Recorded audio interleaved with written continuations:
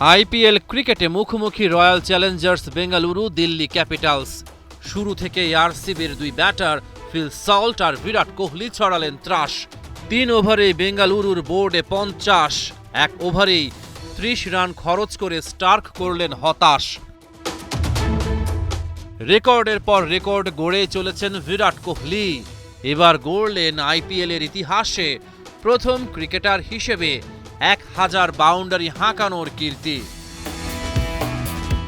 হঠাৎই ভুল বোঝাবুঝি, প্রথমে রানের জন্য রেসপন্ড করেন, কিন্তু তারপরই সল্টকে বিপদে ফেলে দেন বিরাট কোহলি। সল্টের 17 বলে 37 রানের দুরন্ত ইনিংসের ইতি।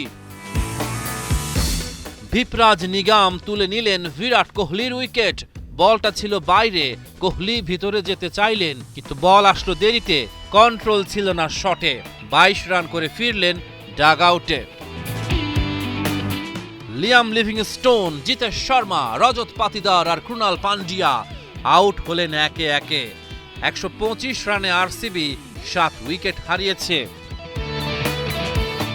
শেষ দিকে ঝড় তুলেছেন টিম ডেভিড, একের পর এক করেছেন বিগ হিট, হাঁকিয়েছেন 4টা ওভার বাউন্ডারি। 20 বলে অপরাজিত 37 টিম ডেভিডের ব্যাটে। 163 রান, টস হেরে ব্যাটিংয়ে নামা আরসিবির বোর্ডে।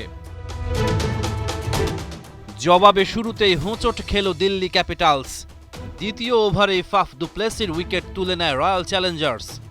প্রোটিয়া তারকার উইকেট শিকার করেন ইয়াশ। পরের ওভারেই ভুবনেশ্বর কুমারের আঘাত, ডাগ আউটে ফেরেন ম্যাকগার্ক। এরপর অভিষেক পোরেলের বিদায় ঘণ্টা বাজান ভুবনেশ্বর কুমার। 30 রানে 3 উইকেট হারিয়ে চাপে দিল্লি।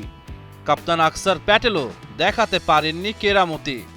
আউট হয়েছেন মাত্র 15 রান করে, আর সিবি আপার হ্যান্ডে।